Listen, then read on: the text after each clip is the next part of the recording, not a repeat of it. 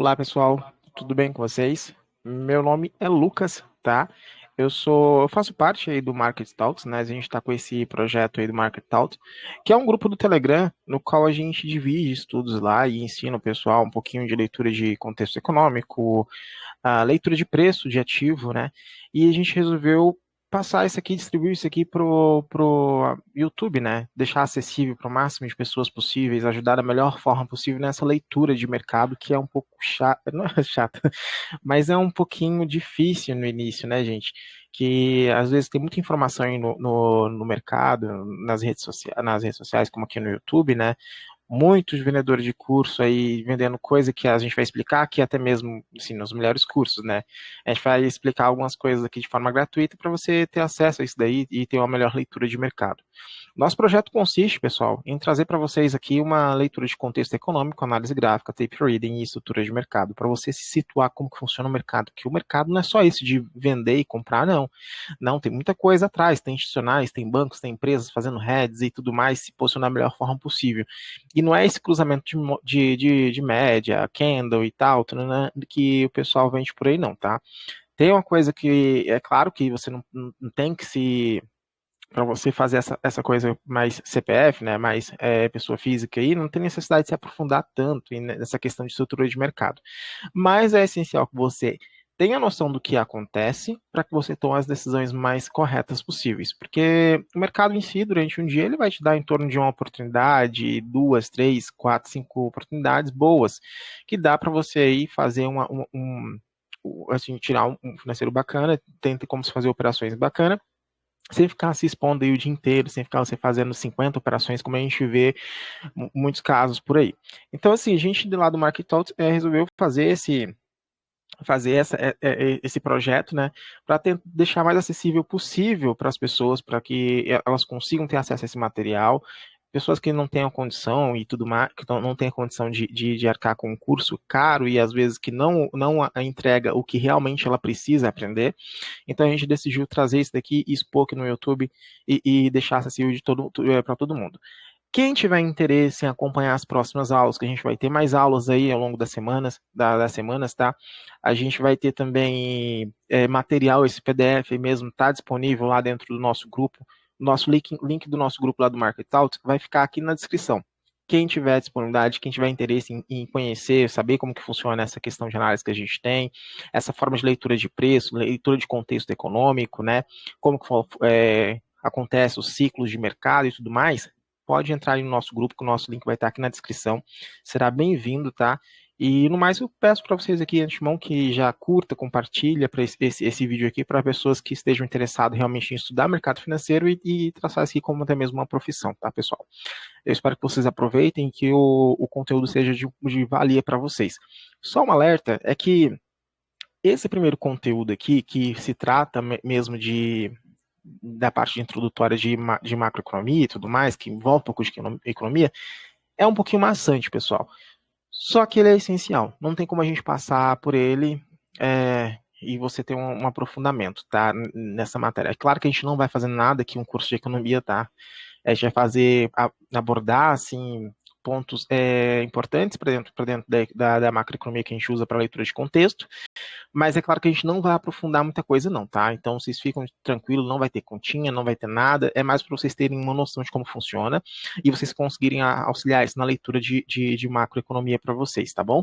Então é um pouquinho bastante esse início, mas vai valer a pena, tá bom? Então eu espero que vocês aproveitem e qualquer coisa, vocês tiverem sugestões e tudo mais, comenta aí, dê sugestões de matérias que a gente pode estar abordando na frente. Às vezes essa matéria que você está interessado pode ser abordada lá na frente também, tá?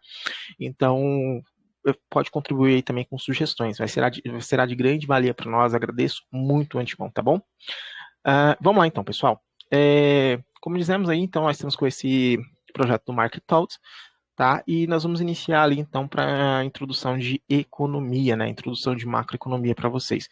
Então, nesse módulo, a gente vai ter aí macroeconomia, introdução à economia, oferta e demanda, tá? Balanço comercial, ciclos de mercado, política monetárias, referências de mercado, lastro, correlações e paridade, commodities, e índices de referências, tá? Esses que acho que são os tópicos mais relevantes aí que a gente vai poder abordar durante esse módulo de macroeconomia. Tem algumas coisas que a gente tem que abordar? Tem, tá? Mas fiquem, vocês podem dar a sugestão e tem outras coisas também que a gente vai introduzir aqui, que eu até mesmo já pensei em algumas coisas que a gente vai introduzir nesse material e a gente vai disponibilizar tudo gratuitamente aqui, tá? Não vamos vender nenhum tipo de curso aqui não, tá bom? Isso aqui, a informação vai ser de graça. Acesso a todo mundo. Então vamos entrar ali com a introdução ao módulo. Né? Primeiro vou dar uma advertência aqui para vocês que é muito importante, tá? Para vocês virem para a realidade. Então eu vou dizer para vocês que considerando do projeto, né, o conteúdo que será abordado será entregue de forma mais clara, né, de forma direta, clara e coesa possível, abordando pontos essenciais. Por mais que o foco seja ao especulador de day trade, swing trade, algumas informações que entregaremos será de utilidade ao investidor. Né? Neste módulo de economia, faremos pontos que lhe auxiliará em uma leitura de contexto econômico. Não teremos aprofundamento em algum ponto, em alguns pontos de economia, né? Só que casos só que, tipo assim, alguns casos mais importantes que caso não venham para esse conteúdo, pessoal, a gente vai introduzir futuramente. Só que não vai ser aquela coisa, assim, é um curso de economia, tá? Não tem como, eu acho que também é desnecessário para quem é pessoa física, introduzir tanto assim dentro da economia. Então são pontos mais essenciais, tá? E aí, caso você tiver interesse, né, desperte o interesse de aprofundar, apoio, pois o conhecimento filtrado e consciente nunca é demais, né?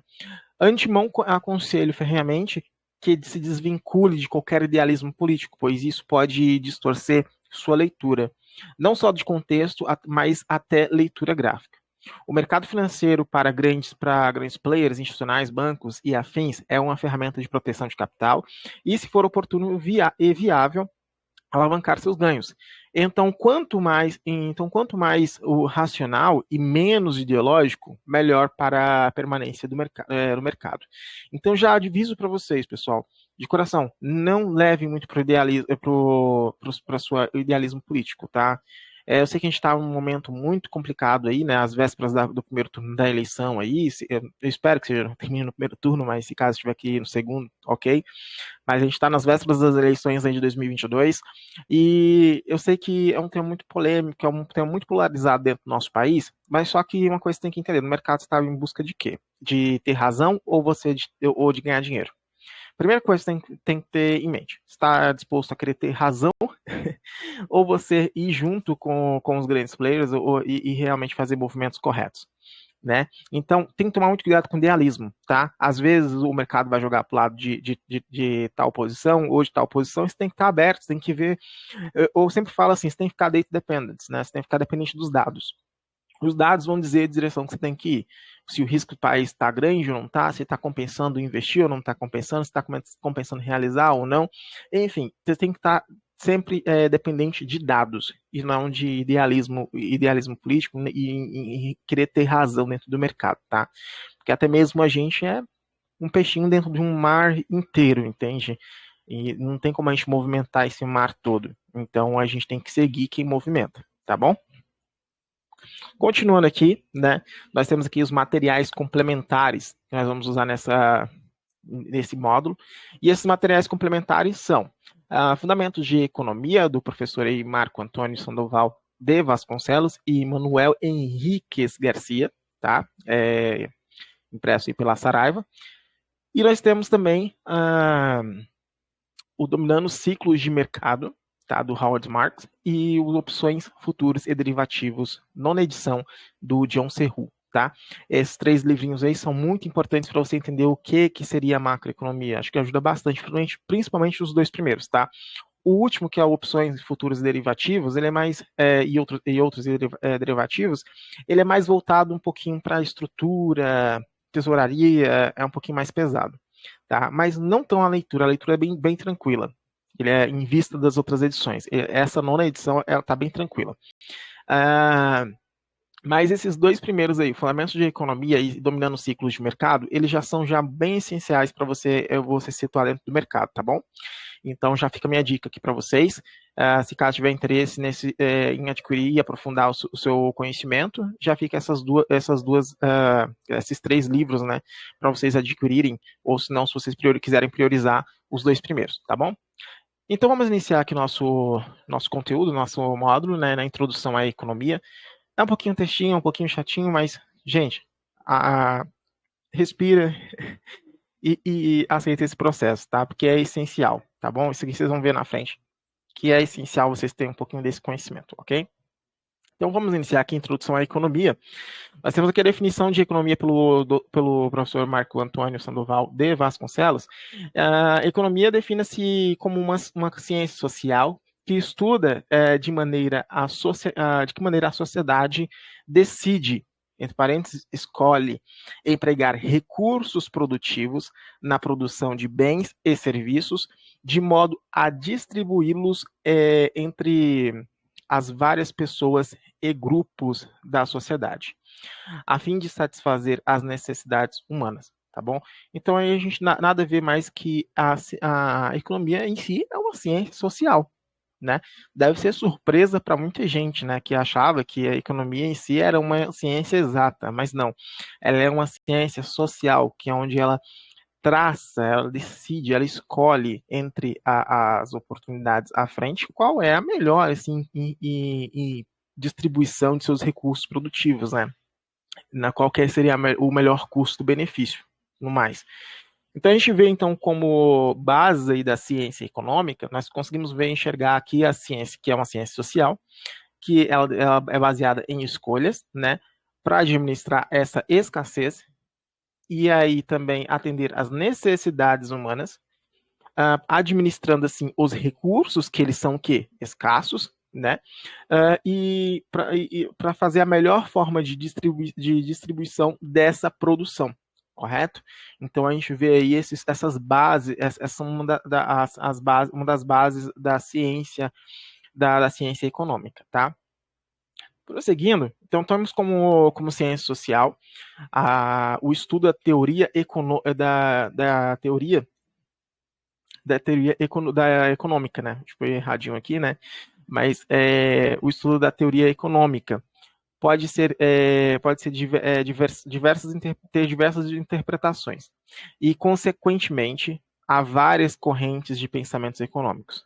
A ciência econômica nasce da constatação de que em qualquer sociedade os recursos produtivos ou fatores de produção, mão de obra, terra, capital, matéria-prima, entre outros, são limitados.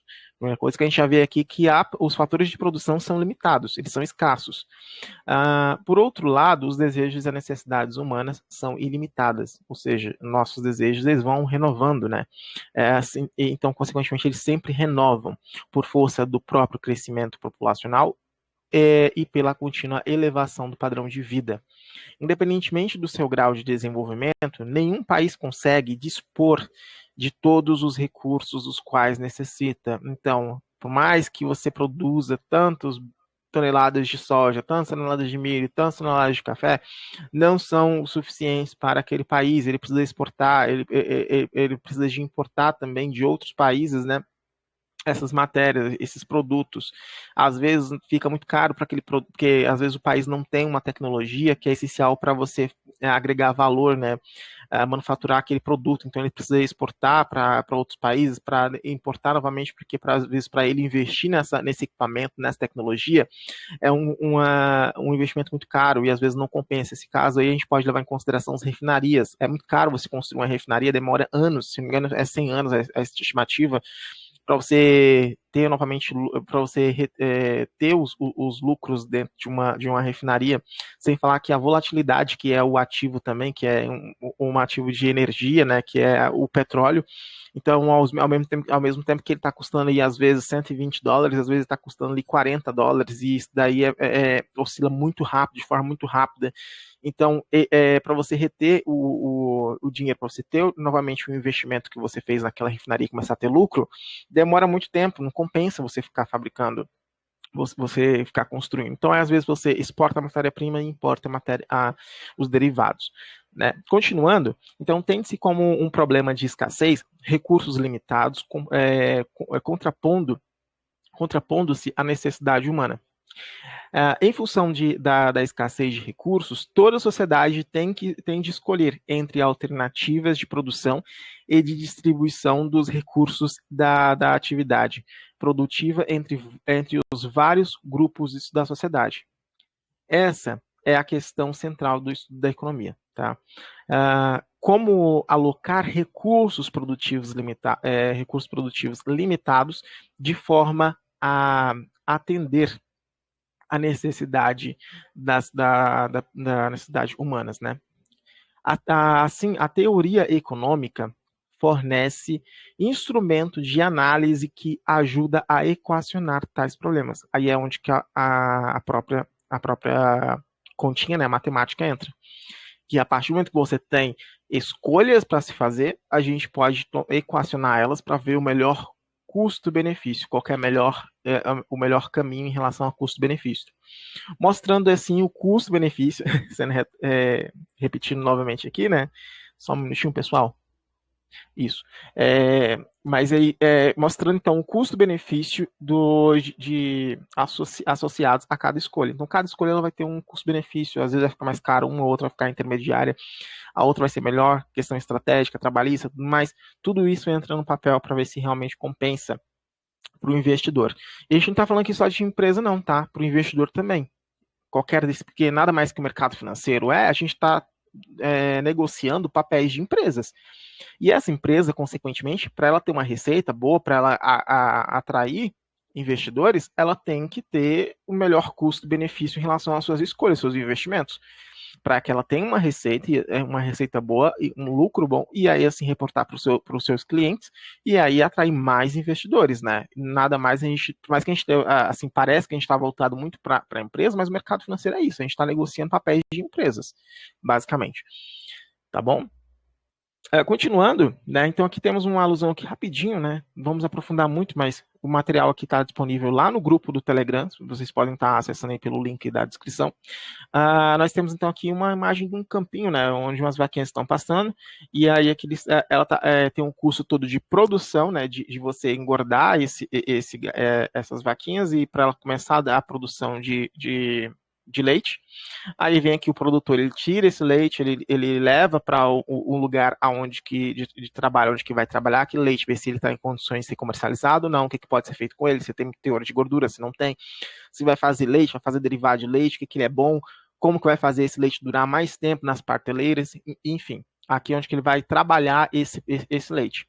E aí depois ele vai processar, né, com capital na indústria, ele vai processar da melhor forma esse leite aí, e aí fazer, constatou que esse leite aqui é bom para fazer queijo, é bom para fazer creme de leite, é bom fazer, a quantidade é boa para você fazer esses derivados, não, a quantidade não é tão boa, então vou ter que diminuir os derivados, vamos ter que começar a concentrar mesmo no leite, puro mesmo, e por aí vai. E aí, assim, por fim, ele vem ao quê? Ao mercado, que é o que nós consumimos, tá? Então, aí nisso, né, nessa questão dessa introdução da economia, nessa questão básica da economia, nós temos aí os problemas, que a partir desse momento que você desenvolve essa grade, que você sabe que tem a questão de seus recursos são escassos, enquanto as necessidades são ilimitadas, aí vem os problemas econômicos fundamentais, certo? Vem a questão de o que e quanto produzir, né?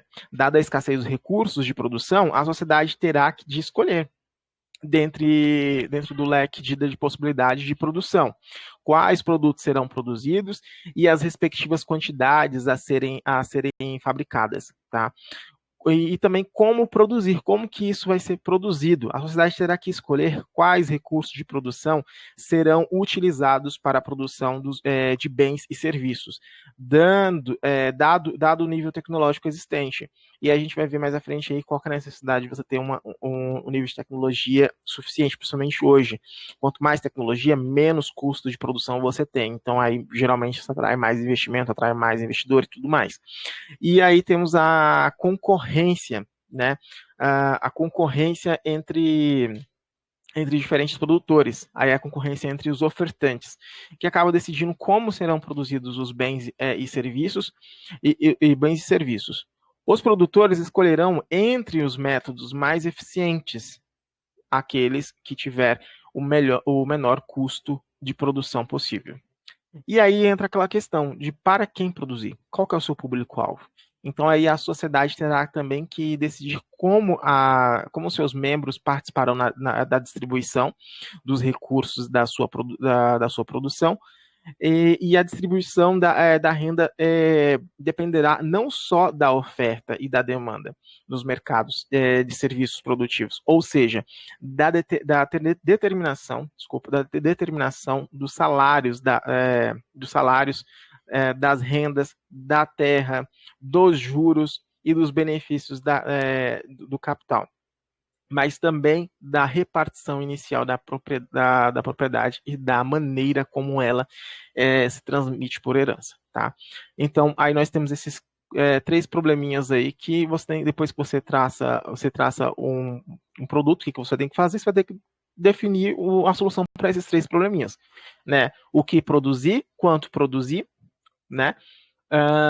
Como produzir esse bem e aí também para quem produzir, certo? Isso aí você vai traçar, aí ter uma ideia de como vai ser esse custo-benefício. Qualquer negócio que você vai ter que fazer.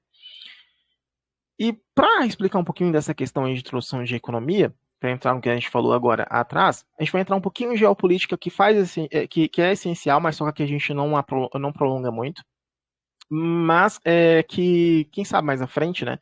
Mas que talvez também vai te ajudar no que nós vivemos hoje, no que mundialmente a gente vive hoje, né, que parte também da questão inflacionária de hoje remetem também à questão aí da geopolítica, tá? Mas a gente vai usar um exemplo lá atrás.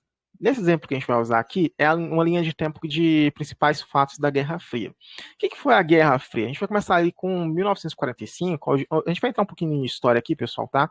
Mas a gente não vai aprofundar muito não, tá? Então nós temos lá no início da Guerra Fria, depois que aí teve a questão aí das bombas de Nagasaki, Hiroshima e tudo mais, fim da Segunda Guerra Mundial, os aliados ali, Estados Unidos, Reino Unido, a Rússia, né, que é a antiga União Soviética, ganharam aí da Alemanha, Japão, Itália, que era o antigo regime nazista. Aí beleza. Só que aí nessa guerra, quando terminou, iniciou-se então uma Guerra Fria, né?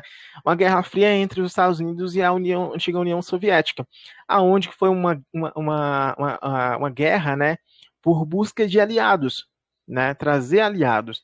Então os Estados Unidos começou aí todo um movimento para que ele buscasse o quê? Mais aliados bons atrás de aliados bons, para tentar impedir aí o avanço da União Soviética, né? E aí nisso a gente entra em uma questão que aconteceu dentro da Segunda Guerra Mundial, aonde que os Estados Unidos ele teve uma vantagem, porque nesse momento, se eu não me engano, eu posso estar falhando nesse momento, mas se não me engano na época quem era referência econômica mundial, né, hegemonia, era, se não me engano, a Inglaterra, né? Aí o Reino Unido ele perdeu essa hegemonia por conta da guerra, tudo mais, porque não tem como você se fabricar, não tem como você plantar dentro de você estando em guerra. Porque a qualquer momento seu campo pode ser bombardeado, suas fábricas podem ser bombardeadas, você tem porque assim, estrategicamente, né, gente, o inimigo ele vai priorizar o que? Ele vai tentar, tipo, minguar os seus recursos, né? Então ele vai bombardear aí uma indústria de alimento, uma indústria de armamento, armazéns aí de grãos e tudo mais, para ele te evitar para fazer o quê? Para minguar os seus recursos e aí ser mais fácil ganhar do seu exército e dominar seu território, né?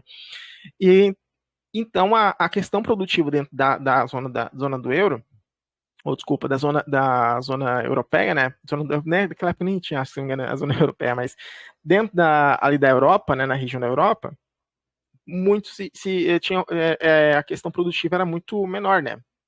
A questão produtiva era menor, teve que reduzir por conta dessas questões de bombardeio e tudo mais. Então aí a Europa ela dependia muito de importação dos Estados Unidos. Então os Estados Unidos importava comida, importava armamento e tudo mais, tanto que naquela época nos Estados Unidos teve uma crise aí em relação aos preços de comida que importava muito para abastecer aí a Europa, né? E aí, tipo, muitas pessoas acabavam consumindo aí, via até aquela febre mesmo de fast food, né? Comida um pouco mais rápida, ou senão, então aí teve essa o pessoal começou a consumir uma forma mais rápida de comida, mais barata também, por ser até mais barata. Mas beleza, voltando aqui então os Estados Unidos, ele, nesse momento que ele conseguiu exportar bastante para a Europa, ele conseguiu, né, ficar bem economicamente, né? E assim tomou o lugar de referência econômica ali até mesmo da própria Inglaterra, e aí se tornando então a hegemonia aí entre os países. E aí a Rússia, né, a antiga União Soviética, tentou combater, né, tentou conquistar também maior aliados possíveis, né? Porque sempre importante para você se manter também protegido e tal, tudo mais, para você conseguir expandir suas influências e até mesmo fazer os seus, guarnecer os seus interesses, né? E aí veio esse combate entre os dois. Os Estados Unidos, o que, que ele fez? Ele veio com o plano Marshall, né? Onde que o plano Marshall tinha como objetivo, algum desses objetivos, tá, gente? Era acelerar a recuperação econômica da Europa, reafirmar e reforçar a hegemonia dos Estados Unidos, impedir a expansão do comunismo, tá? E aí tinha outras questões lá também, que você não podia também investir muito na sua força militar e tudo mais. E assim, boa parte da Europa aceitou, boa parte, e até mesmo outros países acabaram se englobando dentro disso. E, inclusive, além desse plano de Marshall, também foi dado incentivos principalmente para a Alemanha e para o Japão, para fomentar também o crescimento desses países que perderam a Segunda Guerra Mundial, né, e aquecer a economia, reestruturar esses países, né, desde que eles não retomassem novamente com a sua força militar, né. E aí, em si, o Japão pegou esse investimento dos Estados Unidos, a Alemanha também, aí teve a queda do Muro de Berlim, e aí prosseguiu ali, começou a se reestruturar a economia desses países que perderam, né, e aí veio o Plano Marshall, e aí esse Plano Marshall, ele veio beneficiou algumas regiões, né, alguns continentes aí, não só a Europa, não. A gente vai ver aqui que aí teve a questão que melhorou em alguns pontos e em outros pontos começaram a cair. E os pontos que começaram a cair foi o custo-benefício, foi a questão lá dos Estados Unidos, né? Porque em questão de custo-benefício, como sempre, as empresas estão buscando custo-benefício, esse plano Marshall ele acabou tirando ali lá do Nordeste dos Estados Unidos, né, ali por volta de Wisconsin, Illinois, Indiana, um pouquinho aí de Kentucky, Ohio, Pensilvânia, Nova York, essa mancha aqui, né, pessoal, no Nordeste aqui dos Estados Unidos, aonde que era um antigo cinturão da manufatura, né? E é onde que era essa região mais concentrada ali de indústria, né? Que foi um dos primeiras regiões onde que os colonizadores se assim desembarcaram na região norte, no América do Norte, né? Então aí essa questão industrial avançou bastante ali, né? E aí, eu acho que vocês vão encontrar bastantes documentários, aí, principalmente referente a Detroit, que foi uma das cidades aí que foi muito devastadas em relação a essa questão ao Plano Marshall, né? Que aí você viu, então, assim, a migração das empresas aí indo para o sul dos Estados Unidos por conta desses incentivos, ou até depois indo para o México, depois passando para o globo, né? Indo para a Europa, indo para até mesmo para a Ásia. E aí, esse antigo cinturão da manufatura se tornou o quê? O cinturão da ferrugem, né, que é conhecido hoje, o cinturão da ferrugem. Então, em questão de custo-benefício, nós temos hoje aqui, por definição, o custo-benefício é a análise comparativa entre o preço e o custo amplo. Tá, esse custo não é só o custo da matéria-prima, não, gente, é o custo da mão de obra, terra, né, matéria-prima, tempo, imposto, lei trabalhistas, entre outros, na fabricação de um bem ou execução de um serviço. Exemplo disso, a desindustrialização dos Estados Unidos na década de 70, a região do Nordeste dos Grandes Lagos, né, do meio oeste dos Estados Unidos, antes conhecida como o Cinturão da Manufatura, se torna o Cinturão da Ferrugem, depois da migração industrial para o sul do país, depois vão para o México e para a Ásia, tá? Deu uma cortadinha aqui, tá? Mas acho que nos próximos slides eu conserto para vocês aí, e aí fica bem ajustado, tá? Mas então, aí é criado o quê? Os tigres asiáticos, né? Esse investimento todo foi parar até mesmo lá na Ásia, aonde que incentivou também bastante ali os tigres asiáticos.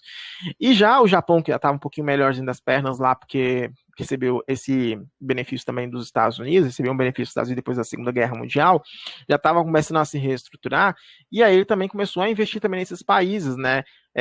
E aí eles já ganhavam também, ganhando esse auxílio aí junto com esse incentivo junto com os Estados Unidos, né? Desse plano Marshall. O que aconteceu? Originou-se então os tigres asiáticos. Os tigres asiáticos é um termo atribuído aos países asiáticos que, a partir da década de 70, alcançou um rápido desenvolvimento econômico e industrial. E os NPIs, né, que são os novos países industrializados, faz referência aos países que compõem a segunda geração dos tigres asiáticos, né, que a partir da década de 90 vivenciaram uma expansão de suas economias, certo? Que aí eles viram ali que, ó, tá dando certo naqueles países ali vizinhos, que eles fizeram isso, isso e isso aqui, então a gente vai fazer também e vamos buscar esses apoios aí para também evoluir, avançar o PIB, alavancar o nosso país aí. Então, eles fizeram a mesma coisa, tá? Então, a primeira geração, ela consiste em Coreia do Sul, Taiwan, Hong Kong e Singapura. Hong Kong e Taiwan tem aquele debate aí, não é debate, né? Para alguns países, a maioria dos países é reconhecido que Hong Kong e Taiwan faz parte da China, e para outros, poucos não, e aí Taiwan, principalmente, ela vem, Hong Kong está mais contido, né? Mas Taiwan, ela já é um pouquinho mais complicado ali, que ela reivindica ali a sua autonomia, a sua independência, se coloca como um país independente da China. E a China acontece que faz parte, sim, da parte, da parte da China. E aí, esses investimentos, a China também um pouquinho que ela acabou se beneficiando, e nisso foi criando o quê? Uma plataforma de exportação. Esses países se tornaram uma plataforma de exportação, aonde as indústrias visando um custo-benefício bom, porque a mão de obra estava barata, tinha mão de obra demais nesses países, né? Era barato era barata, e sem falar que ainda questão trabalhista, as coisas já era vantajoso. Então, para eles foi mamão com açúcar, né? Vamos dizer aqui no melhor dizer, né? Então, o pessoal acabou indo para lá, boa parte das indústrias, e aí ele se tornando uma plataforma de exportação.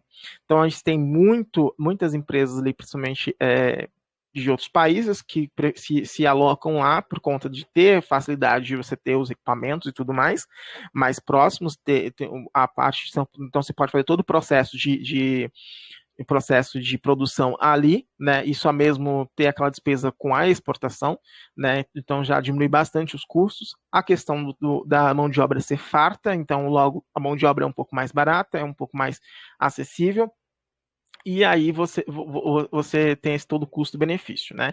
Então, historicamente, voltando aqui para o texto, historicamente, esse grupo de países obteve um significativo crescimento econômico e industrial. Após a Segunda Guerra Mundial, nesse período, o Japão passava por uma reestrutura financeira e contava com um investimento vindo dos Estados Unidos para conseguir se reerguer, né, após a Segunda Guerra Mundial.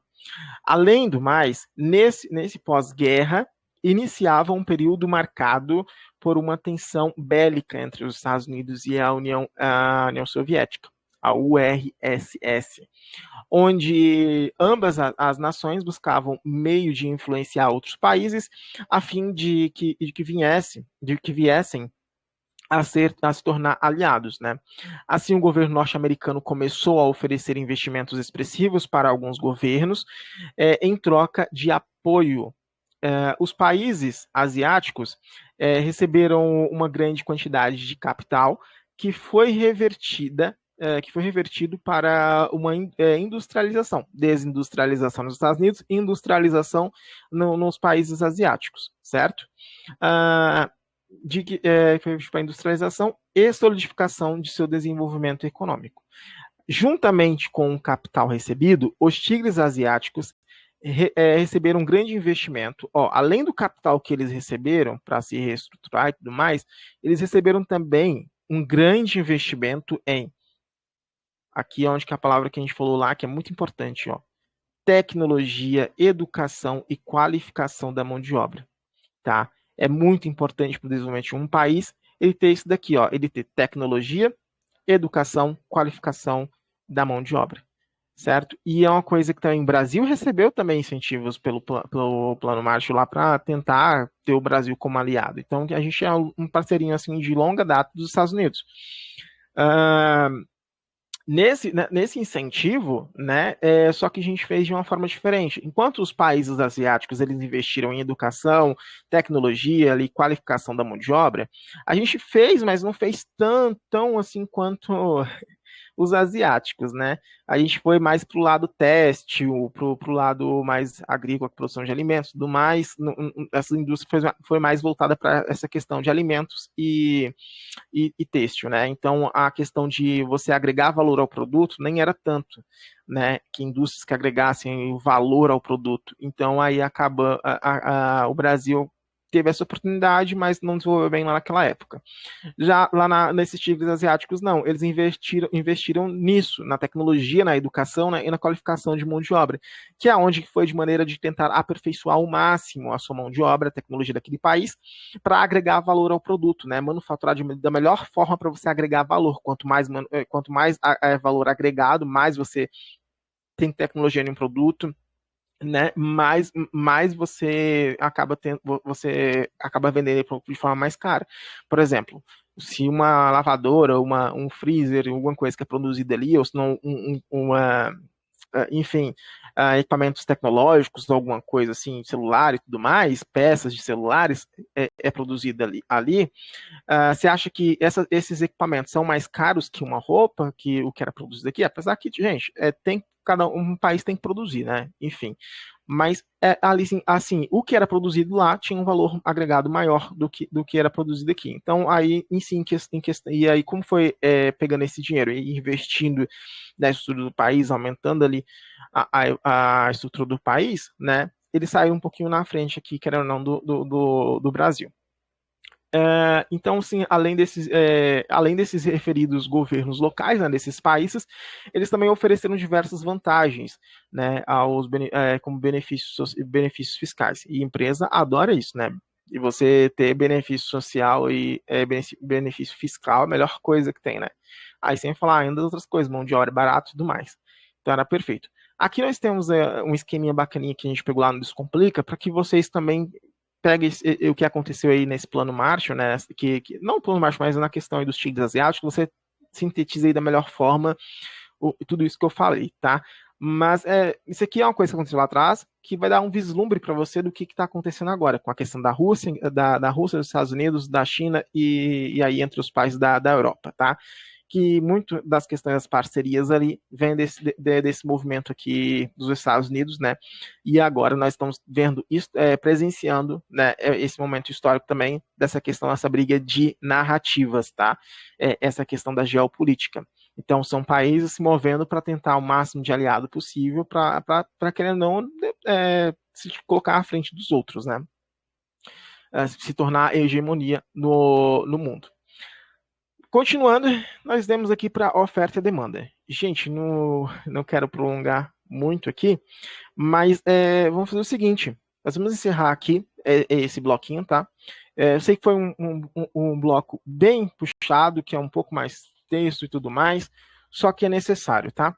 E vamos encerrar aqui e a gente vai voltar no próximo bloco, então, aí com oferta e demanda, tá? Para aprofundando mais aí dentro da macroeconomia e trazer mais informação para vocês.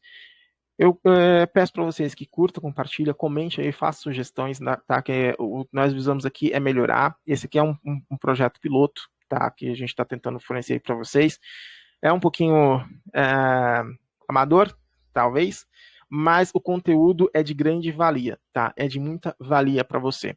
Vai fazer muita diferença para você na leitura de mercado daqui para frente, tá? Então, siga aí também o nosso canal, curta aqui, compartilha, comente, dê suas sugestões, e se você quer esse PDF também, vá lá no grupo Telegram, pede o PDF que a gente manda lá para você também, tá? E também já fica lá com a galera, que a gente fala muito de mercado, fala muito de day trade, fala muito de swing trade, fala muito de investimento também, tá? A gente busca ali trocar uma ideia de estudo e tudo mais, e ver qual que é o melhor momento, qual que é o melhor momento do ciclo, o que a gente pode fazer, e aí talvez pode te ajudar de alguma forma, tá? Muito obrigado aí pela companhia de vocês, e eu espero vocês no próximo vídeo. Tchau, tchau.